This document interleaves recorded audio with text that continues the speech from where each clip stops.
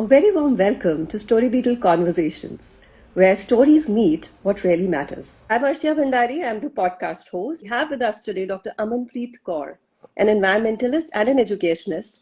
And she's a professor in environmental science and is working towards transforming the pedagogy in the domain of environmental science. Welcome, Dr. Aman. Thanks for being on our first episode. Today, what we are going to discuss is with the changing dynamics, what is the effects that we are seeing on sustainable development?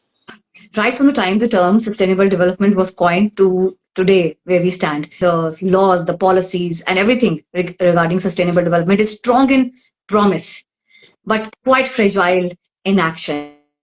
Talk about it. Whenever we talk of sustainable development, it is always the development first and environment later.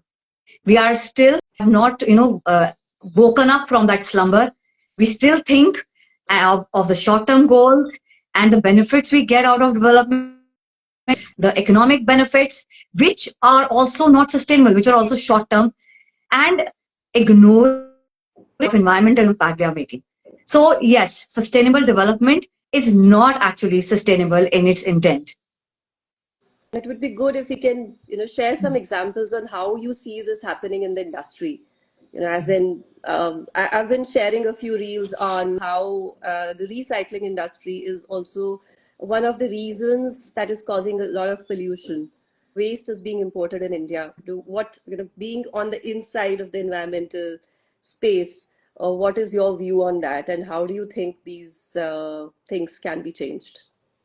When you talk of recycling, it is just recently that we've started talking it. Indian, western coast, especially the coast of Maharashtra, coast of Karnataka, then places like Vizag. These have been the ground of the Western world from last 30 years. The entire shipwreck would always be dumped here. It was an economic opportunity for us to, break open the ships, take the different metals out of it, but how it was affecting the coastal life, how it was affecting the environment of that area. All these factors have been there. So it is just recently that we, learn about and we get a tag of recycling. We have been breaking down this shipwreck from last 30, 40 years. And it was an economic at that time. See, when we, talk of all these things, we definitely still are a developing country and we cannot compare superpowers, and there are many geopolitical issues which come into play.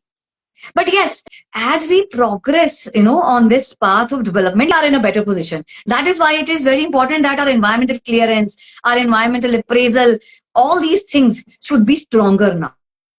When we talk of environmental appraisal in our country, the problem remains the same. Two big issues come. Quality of this environmental clearance. Second is, what is the intent of this environmental clearance? The intent was still the developmental path, or it was how the entire environmental appraisal system has been set up in the country. Talk of Great Nicobar Islands, talk of, it started all with the Taj corridor, which was a big blunder, which we realized, oh God, how can we go ahead and make this corridor and devastate the entire floodplains of Yamuna River? To the Aravalis, coming on to the recent examples of, Nicobar project.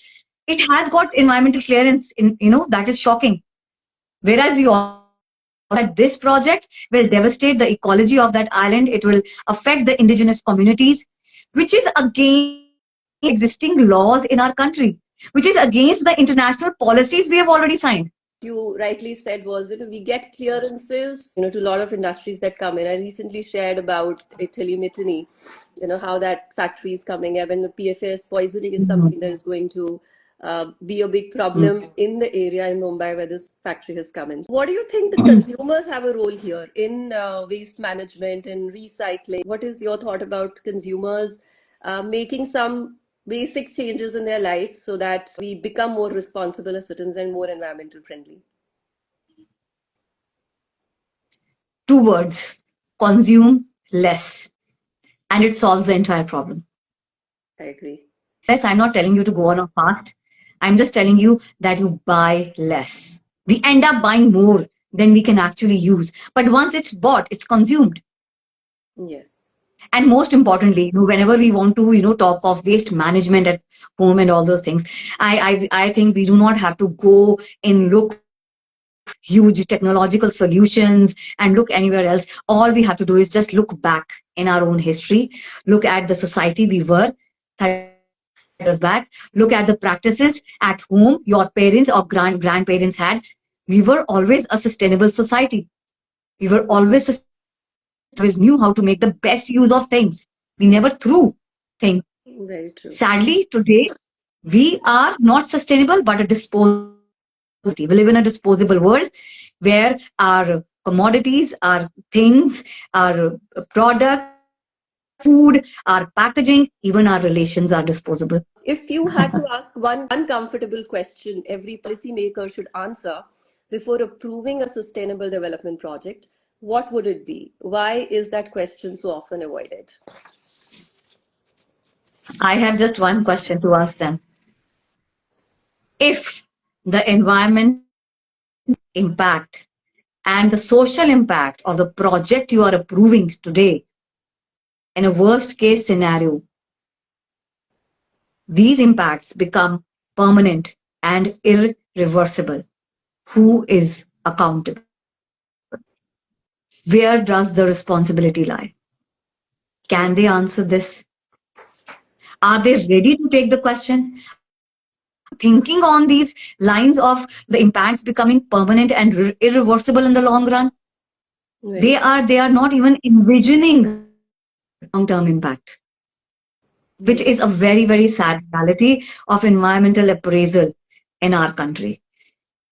If we go into the technicalities of environmental appraisal, we realize that yes, for a moment we say that the environmental appraisal, the clearance given to a project was completely correct. It was, completely reviewed, and it is in good intent. Post clearance monitoring is a very important, aspect which is there in our policy, that after clearance to a project, you have to make sure that you go ahead and monitor Very those true. clearance conditions throughout the life of the project, Yes. which is completely ignored. Yes. And that is where the problem starts.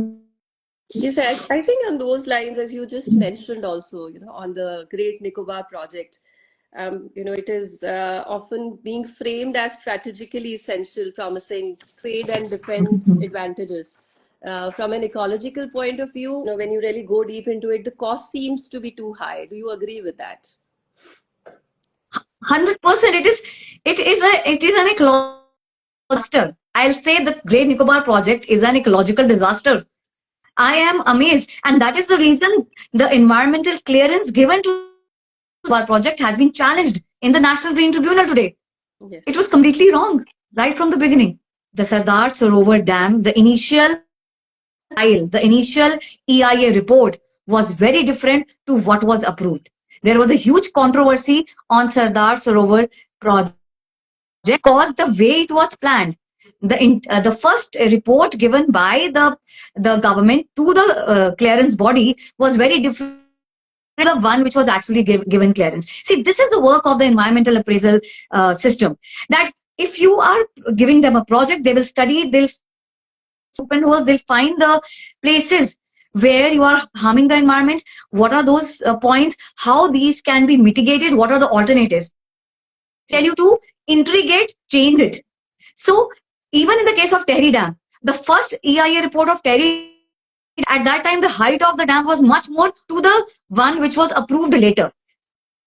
So it Okay. is, they are like that appraisal, or for the layman censor board. They'll tell you do these changes, do this, then they get approved. So that is how all these projects, be it Terry Dam, be it Sardar Sarovar Dam, that is how, because they were told to make the changes, they were told to take alternative steps, they were told to mitigate the environmental impacts, they were told to rehabilitate Yeah. the villages, the biodiversity areas, and that is when they get a go ahead.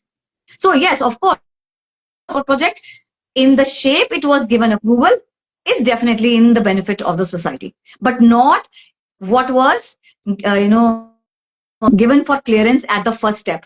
That was very different to what to the one which was approved now. So that process, that controversy, that reviews, re-reviews, that is what works here.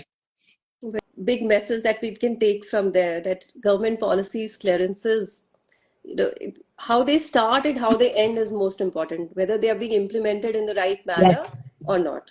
exactly. Well, yeah. Indeed. I think it's been a very insightful discussion, Dr. Aman, and thank you very much for being on our podcast and talking from your vast experience as an environmentalist. Pleasure was all mine. Thank you so much.